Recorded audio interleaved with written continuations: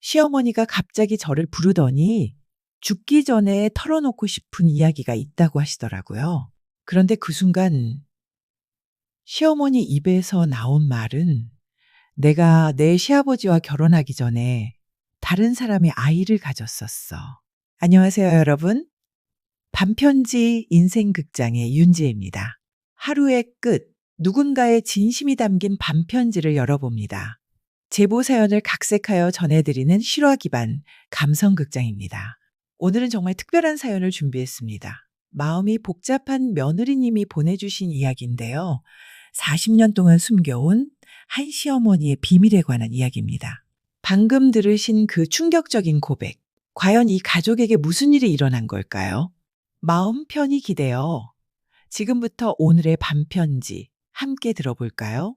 안녕하세요, 지혜님. 저는 올해 35이 된 직장맘입니다. 시아버지께서는 정말 좋은 분이셨어요. 항상 온화하고 따뜻하셨고 시어머니와도 금슬이 좋으셨거든요. 50년 가까이 함께 사시면서 단 한 번도 큰 소리로 다투시는 걸 본 적이 없을 정도로 화목한 부부셨어요. 결혼한 지 얼마 안 됐을 때는 시아버지가 얼마나 자상하신지 몰랐어요. 하지만 아이들이 태어나고 제가 힘들어할 때마다 시아버지는 항상 시어머니 편에 서서 저를 도와주셨어요. 며느리가 힘들어하는데 우리가 도와주지 않으면 누가 도와주겠나라고 하시면서 아이들 돌보는 것도 기꺼이 도와주셨고요. 특히 시어머니가 몸이 안 좋으실 때는 시아버지가 직접 요리도 하시고 빨래도 하시고 정말 금술 좋은 부부의 모습을 보여주셨어요. 주변에서도 부러워할 정도였어요. 저런 할아버지 어디서 구하냐고 할 정도로 그런 시아버지가 갑작스럽게 심장마비로 돌아가신 후 시어머니는 마치 영혼의 반쪽을 잃은 것처럼 침묵에 빠져드셨어요. 시아버지가 돌아가신 후 시어머니는 완전히 다른 사람이 되셨어요. 아침에 일어나셔서 시아버지 사진에 인사를 드리시고 밥상을 2개 차리시다가 혼자라는 걸 깨닫고 멍하니 앉아 계시는 모습, 가슴이 아팠어요. 처음에는 그런 모습이 자연스럽다고 생각했어요. 50년을 함께 사신 분이 갑자기 돌아가시면 당연히 적응하기 어려우시겠다 싶었거든요. 하지만 시간이 지나도 시어머니의 상태는 나아지지 않았어요. 밤에도 혼자 중얼거리시는 소리가 들렸어요. 여보, 어디 갔어? 왜 나 혼자 두고 갔어? 하시면서 울음을 터뜨리시는 날도 많았고요. 처음 몇 달은 저희도 어떻게 해드려야 할지 몰랐어요. 저희는 시어머니를 조금이라도 위로해 드리려고 여행도 권해보고 경로당도 나가시라고 말씀드렸지만 시어머니는 고개만 저으시며 집안에만 계셨어요. 내가 어디를 가겠니? 여기서 아버지를 기다릴 거야 라고 하시면서 마치 시아버지가 언젠가 돌아오실 것처럼 기다리고 계셨어요. 그런 시어머니를 보면서 저는 정말 안타까웠어요. 이렇게 우울하게 지내시다가는 건강마저 해칠 것 같았거든요. 식사도 제대로 안 하시고 밤에 잠도 못 주무시고 몸무게도 10kg 넘게 빠지셨어요. 병원에서는 우울증 진단을 받으셨고 상담도 권했지만 시어머니는 상담받아서 뭐하나, 아버지가 돌아오나 라고 하시면서 거부하셨어요. 그렇게 6개월이 지났어요. 그러던 중 한 달 전쯤이었어요. 평소보다 유난히 조용한 하루였는데 저녁을 먹고 설거지를 하고 있는데 시어머니가 갑자기 저를 부르셨어요. 아가, 잠깐 이리 와봐. 시어머니의 목소리가 평소와 달랐어요. 뭔가 결심을 한 듯한 진지한 톤이었거든요. 거실로 가보니 시어머니가 침대에 앉아서 낡은 상자를 꺼내고 계셨어요. 그 상자는 처음 보는 것이었어요. 앉아봐. 너한테 말해야 할 게 있어. 시어머니의 손이 떨리고 있었어요. 아버지가 살아계실 때는 도저히 말할 수가 없었어. 그런데 이제 혼자 남으니까 이 비밀을 가지고 죽을 수는 없을 것 같아. 저는 무슨 말씀인지 감이 오지 않았어요. 시어머니가 상자를 천천히 열었어요. 그 안에는 오래된 편지들과 사진들, 그리고 통장 하나가 들어있었어요. 내가 내 시아버지와 결혼하기 전에 다른 사람의 아이를 가졌었어. 그 순간 저는 귀를 의심했어요. 시어머니가 뭐라고 하신 건지. 잘못 들었나요? 아니야. 나는 42년 전에 아이를 낳았어. 그리고 그 아이를 고아원에 맡겼지. 시어머니의 목소리는 떨리고 있었지만 또렷했어요. 저는 그 자리에서 말문이 막혔어요. 시어머니가 남편 외에 다른 아이가 있다고요? 이 이야기를 들으면 정말 소름이 돋을 거예요. 지금부터 42년 전인 1983년 이야기로 돌아가 보겠습니다. 시어머니는 28살이었어요. 그때 정말 사랑하는 남자가 있었다고 해요.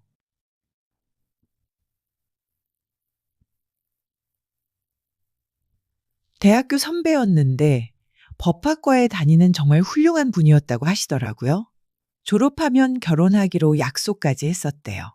그 사람이 나를 정말 사랑해줬어. 세상에서 가장 소중한 사람이라고 평생 지켜주겠다고. 시어머니의 목소리에 그때 행복했던 기억이 묻어났어요. 그런데 1983년 봄, 갑작스럽게 교통사고가 났어요. 비가 오는 날이었어. 나를 만나러 오던 길에 트럭과 충돌 사고가 났지. 그 남자분은 그 자리에서 즉사했다고 해요. 시어머니는 그 소식을 듣고 정신을 잃었대요. 3일 동안 깨어나지 못했다고 하시더라고요.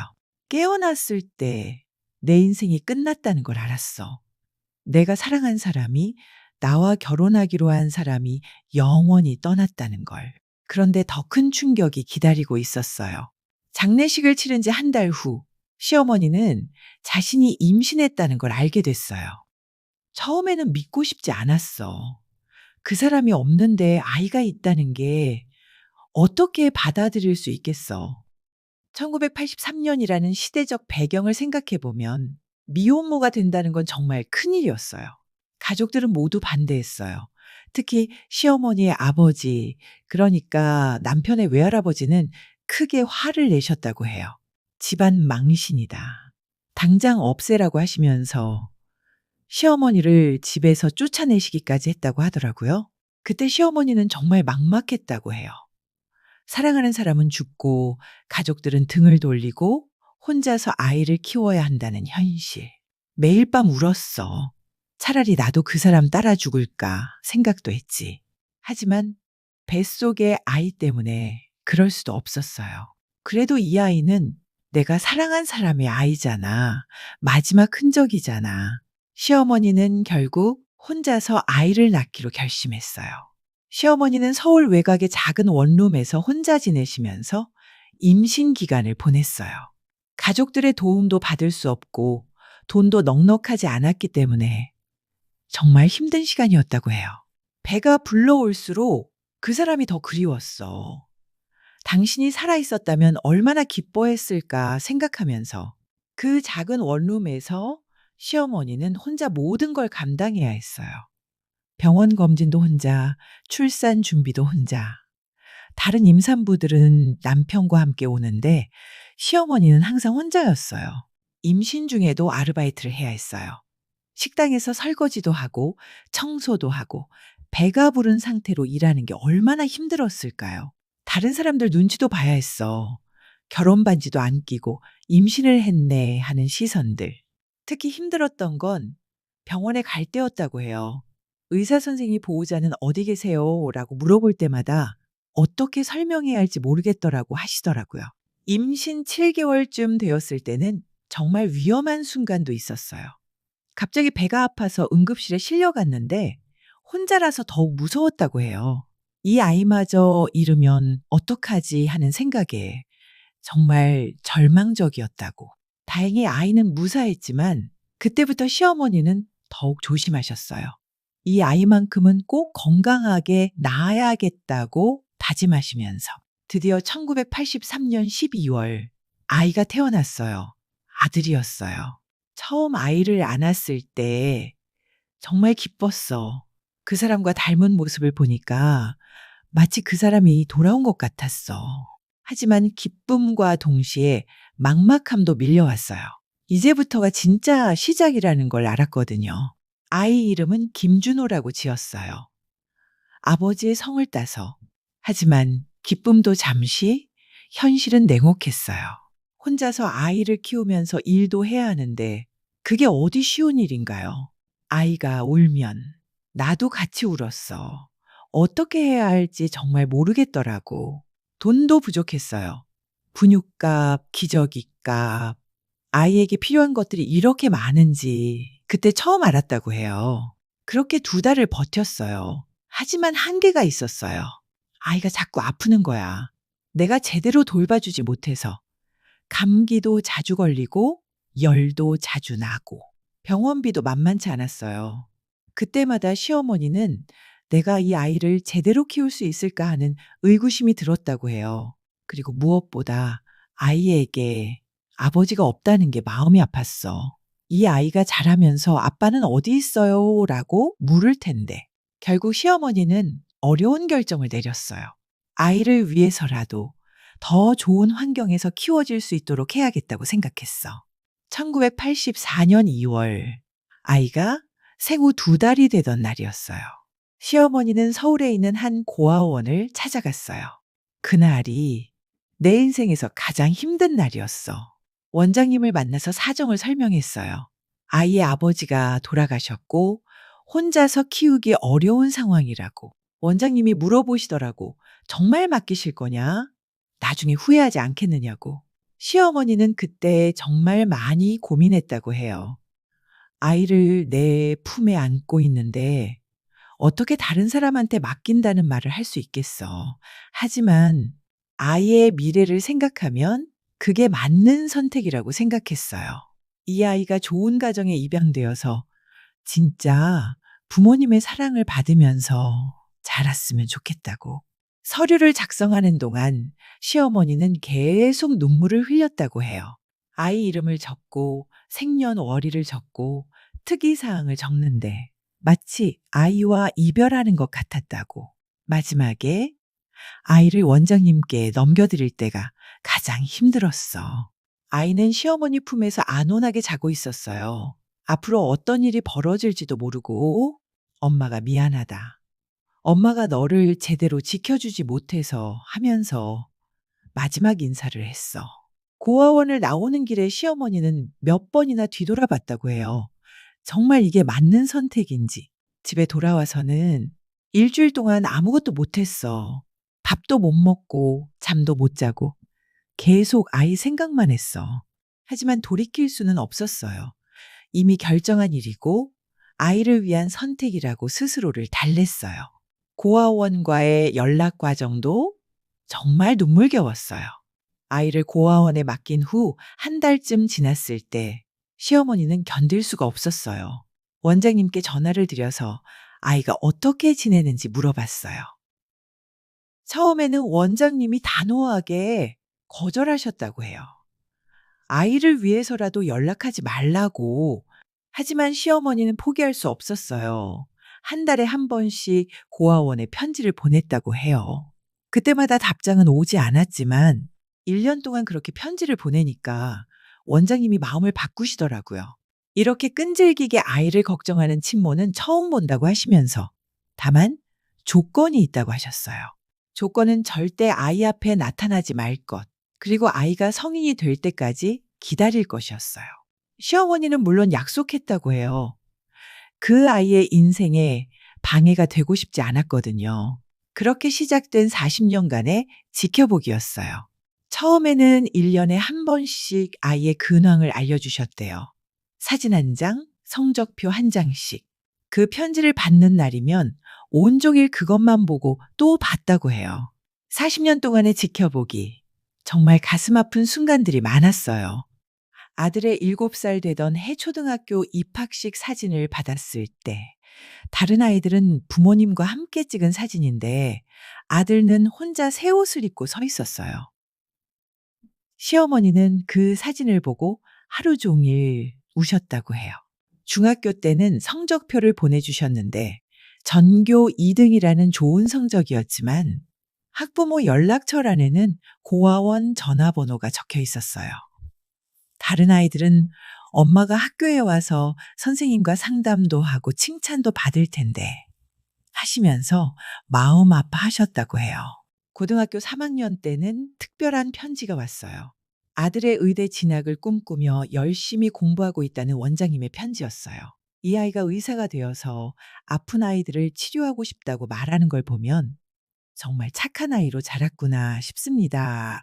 라는 내용이었는데 시어머니는 그 편지를 읽으면서 가슴이 터질 것 같았다고 해요. 의대 시절에는 더욱 걱정이 많으셨어요. 등록금이 비싸다는 걸 아시니까 시어머니의 절약은 더욱 심해졌어요. 겨울에도 내복을 여러 겹 입고 전기료 아끼려고 일찍 주무시고 저희가 걱정해서 뭐라고 하면 나는 괜찮다고 하시면서 사실은 모든 게 아들을 위해서였던 거예요. 수련회 시절에는 아들이 너무 바빠서 제대로 챙겨 먹지도 못하고 잠도 부족하다는 소식을 들으면 한 달에 한 번씩 건강보조제나 영양제를 익명으로 보내셨다고 해요. 아들이 의대에 합격했다는 소식을 들었을 때 시어머니는 전화를 받고 그대로 주저앉았다고 해요. 그날 밤 화장실에서 거울을 보며 소리 없이 중얼거렸다고 해요. 내 아들이 의사가 된다. 소아과 전문의가 되어 병원을 개원했을 때는 준호소아과 의원 간판 사진을 받으셨어요. 그 사진을 하루 종일 바라보시면서 내 아들이 정말 의사가 됐구나. 그것도 아이들을 치료하는 하시며 감격하셨다고 해요. 결혼 사진을 받았을 때는 행복해하는 아들을 보면서도 서글펐다고 해요. 어머니로서 결혼식에 참석하지 못한다는 게 정말 미안했다고. 그리고 작년 손자가 태어났다는 소식, 아기용품을 익명으로 보내면서 내 혈육이 계속 이어지고 있다고 감격했다고 하시더라고요. 이런 식으로 40년을 지켜봐 오신 거예요. 직접 만날 수는 없었지만 편지와 사진, 그리고 마음으로나마 함께해온 시간들. 하지만 그 그리움과 미안함은 날이 갈수록 더 커져만 갔어요. 그리고 시어머니는 상자에서 통장을 꺼내셨어요. 이게 그 아이를 위해서 40년 동안 모은 돈이야. 통장을 열어보니 정말 깜짝 놀랐어요. 몇 천만 원이 들어있었거든요. 매달 조금씩 아껴서 모았어. 언젠가 그 아이를 만나게 되면 주려고 저는 그제야 깨달았어요. 시어머니가 가끔 멍하니 창밖을 바라보시거나 혼자 한숨을 쉬시던 그 모든 순간들이 그 아이를 생각하시는 시간이었구나. 그날 밤 남편이 퇴근하고 나서 모든 이야기를 털어놨어요. 처음에는 조심스럽게 시작했어요. 시어머니가 오늘 특별한 이야기를 해주셨다고 천천히 들어달라고 시어머니의 젊은 시절 이야기부터 차근차근 설명했어요. 28살의 연인을 잃고 혼자 아이를 낳았던 일, 그리고 어쩔 수 없이 고아원에 맡겨야 했던 상황까지. 남편은 처음에는 가만히 듣고 있더니 점점 놀라는 표정을 짓기 시작했어요. 시어머니가 40년 동안 그 아이를 지켜봐 왔다는 부분에서는 정말 깜짝 놀랐어요. 어머니가 그런 일을 혼자 감당하고 계셨다니까요. 한참 동안 말이 없던 남편이 천천히 말하기 시작했어요. 자신이 첫째가 아니었다는 사실에 대해서요. 이상하게 남편의 목소리에는 놀라움보다는 안도감 같은 게 섞여 있었어요. 남편이 어릴 때의 기억들을 하나둘 꺼내기 시작했어요. 시어머니가 가끔 멍하니 허공을 바라보실 때가 있었다는 것. TV에서 고아원 아이들 이야기가 나오면 유독 집중해서 보시고 눈물을 글썽이셨다는 것. 다른 엄마들과는 뭔가 다르다는 느낌이 있었다고 하더라고요. 남편의 이런 예민한 관찰력에 저도 놀랐어요. 시어머니가 남편 생일마다 하시던 말들도 이제야 이해가 간다고 했어요. 더 깊은 의미가 있었던 거라고. 그제야 남편은 시어머니의 마음을 조금이나마 이해할 수 있을 것 같다고 했어요. 40년 동안 그 비밀을 혼자 간직하고 사시는 게 얼마나 힘드셨을까 하면서 하지만 동시에 걱정도 많이 됐어요. 정말 만나도 될지, 그분에게도 가족이 있을 텐데 갑자기 나타나면 오히려 부담스러워하지 않을지, 그리고 우리 가족에게도 큰 변화가 생길 거라면서 아이들한테는 뭐라고 설명해야 할지 고민이라고 하더라고요. 정말 현실적이고 신중한 반응이었어요. 며칠 동안 가족 회의를 했어요. 시어머니도 함께요.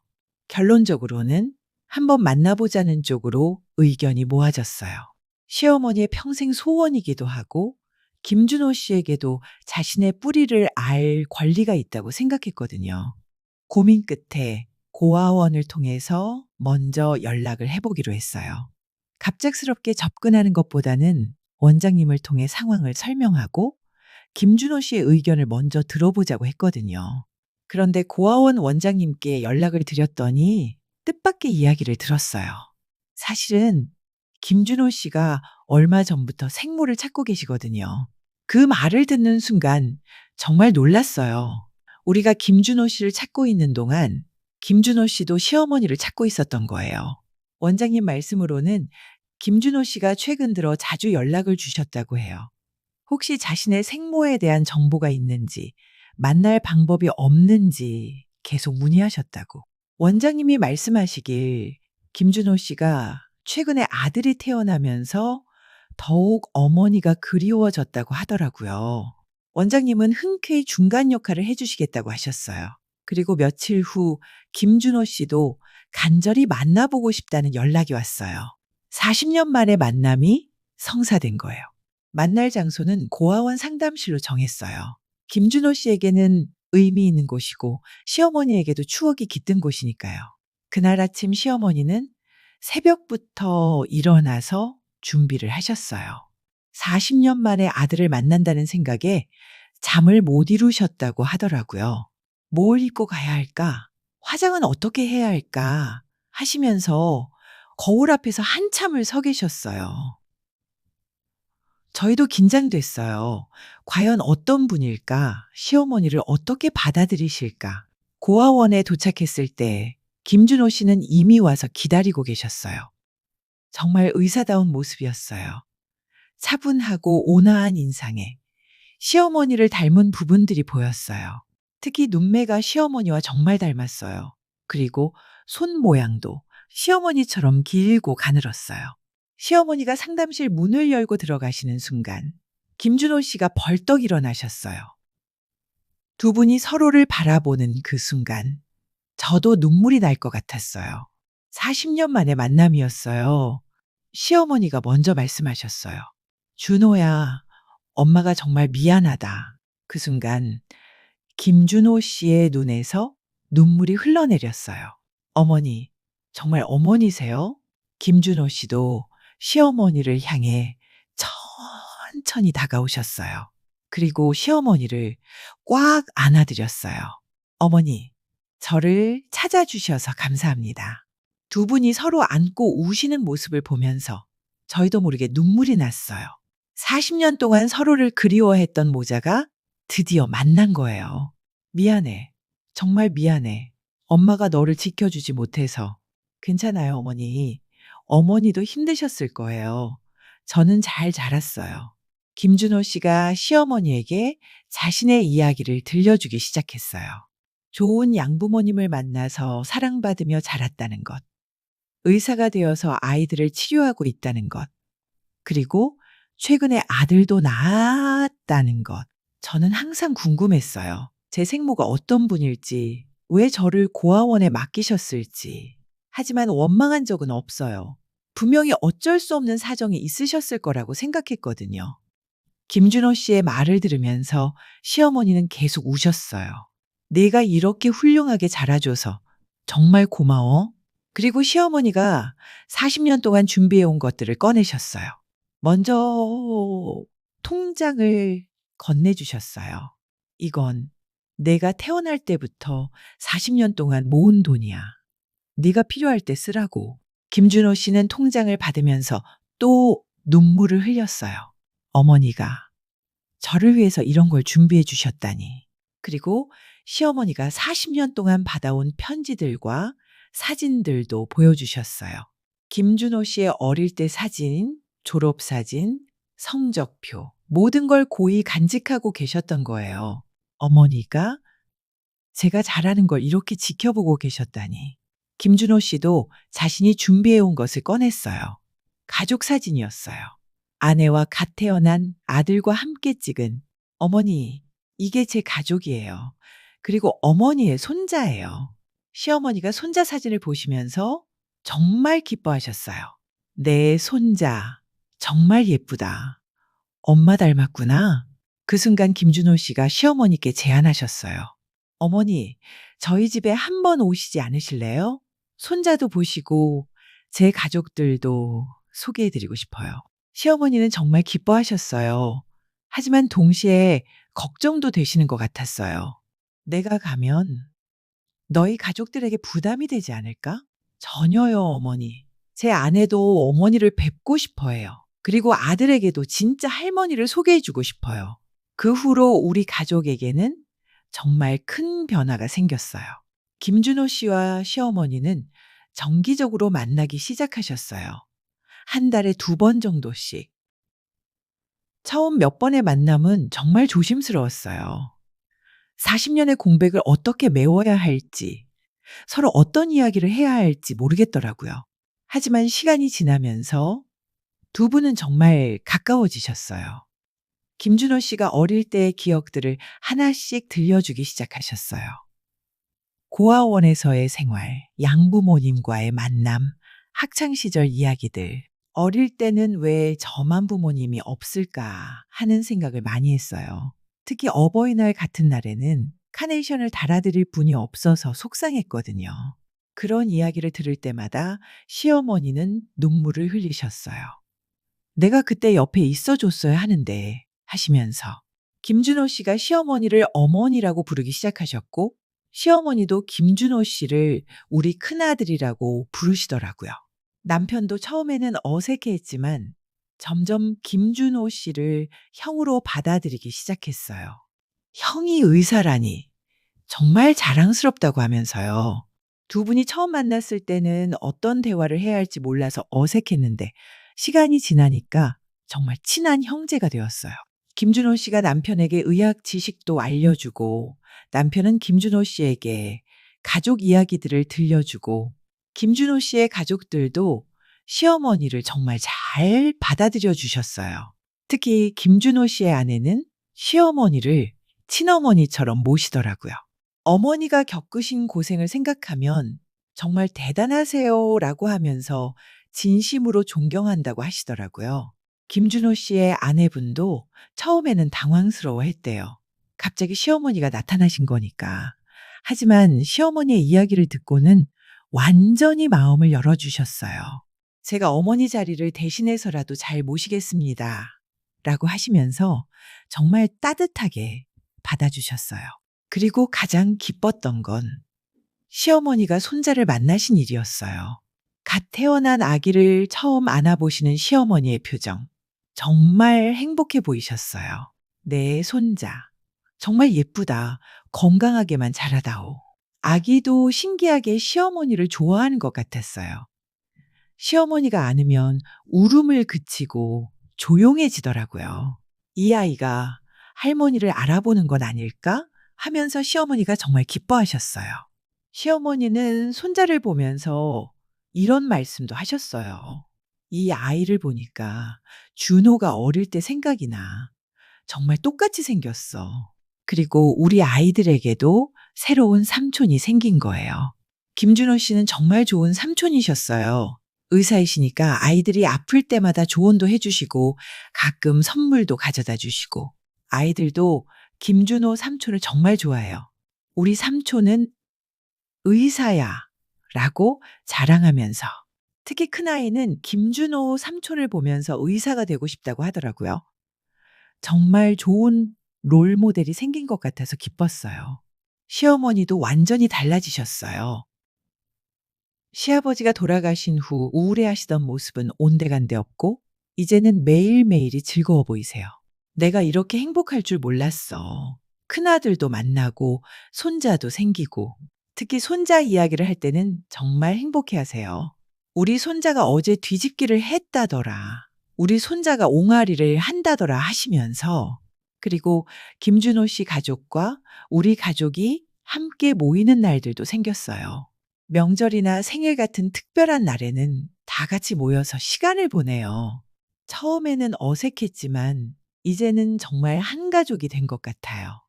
김준호 씨도 우리를 친동생네 식구처럼 대해주시고 시어머니가 가장 기뻐하시는 건 두 아들이 사이좋게 지내는 모습을 보시는 거예요.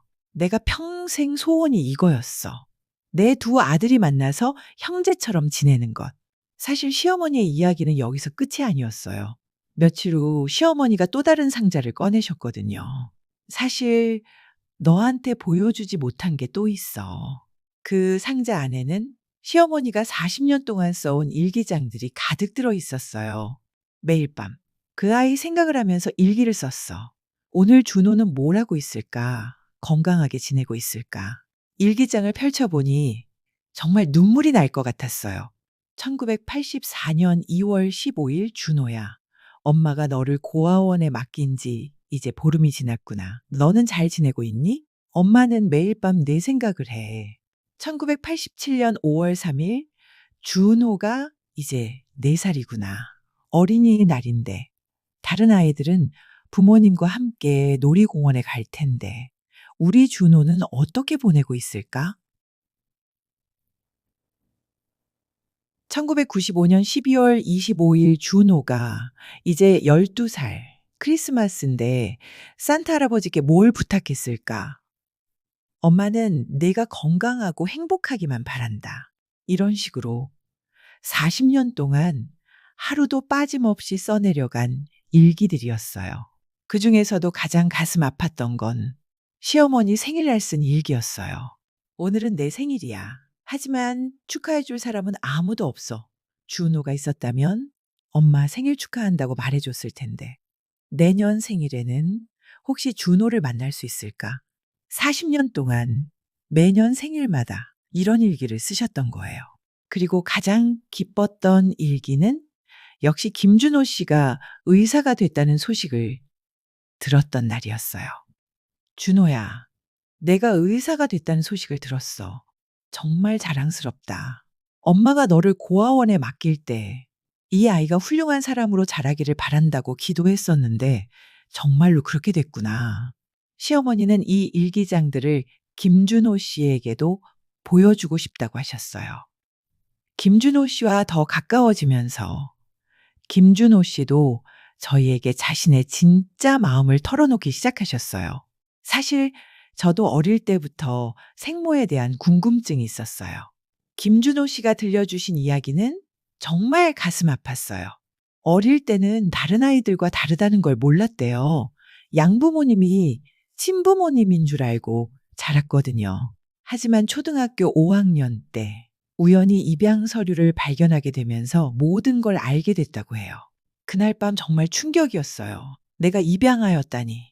양부모님께 따져 물어봤을 때 양부모님도 울면서 모든 걸 설명해 주셨다고 해요. 너를 낳아주신 어머니가 계시지만 우리가 너의 진짜 부모다. 우리는 너를 친아들처럼 사랑한다고 하시면서 그때부터 김준호 씨는 양부모님께 더욱 감사한 마음을 갖게 됐다고 해요. 하지만 동시에 생모에 대한 그리움도 생겼다고 하더라고요. 중학교, 고등학교 때는 길에서 저와 비슷한 나이의 아들을 둔 어머니들을 보면 혹시 저분이 내 엄마는 아닐까? 하는 생각을 했어요. 의대에 진학했을 때도 생모를 찾고 싶은 마음이 있었지만 양부모님 마음을 생각해서 참았다고 해요.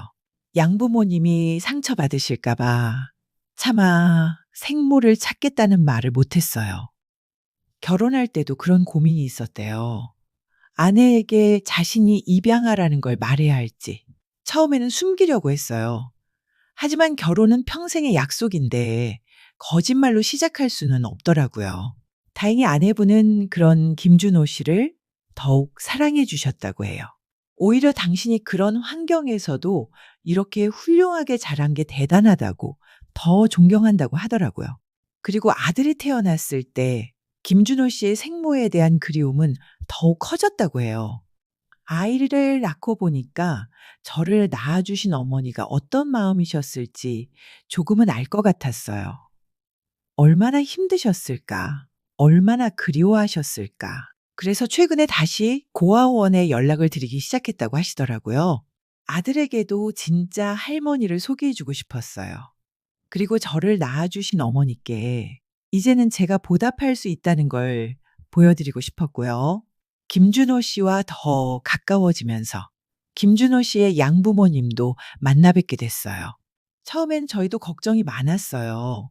양부모님이 시어머니를 어떻게 받아들이실지. 하지만 양부모님은 정말 대단한 분들이셨어요. 김준호 씨가 생모를 찾았다는 소식을 들으시고 오히려 기뻐해 주셨거든요. 우리 준호가 평생 궁금해했던 건데 이제야 만나게 됐구나 하시면서. 그리고 시어머니와 직접 만나고 싶다고 하셨어요. 시어머니는 처음에 많이 부담스러워 하셨어요.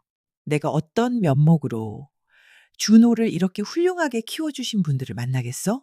하지만 김준호 씨가 중간에서 설득해서 결국 만남이 이루어졌어요. 그날 만남은 정말 감동적이었어요. 양어머니께서 시어머니의 손을 잡으시면서 이렇게 말씀하셨어요. 어머님, 정말 고생 많으셨어요. 준호를 세상에 내주셔서 감사합니다. 시어머니는 그 말을 듣고 눈물을 펑펑 흘리셨어요. 아니에요. 제가 감사해야죠. 준호를 이렇게 훌륭하게 키워주셔서. 양아버지께서도 시어머니께 말씀하셨어요. 어머님이 힘든 결정을 내려주신 덕분에 우리가 좋은 아들을 만날 수 있었습니다. 정말 감사해요.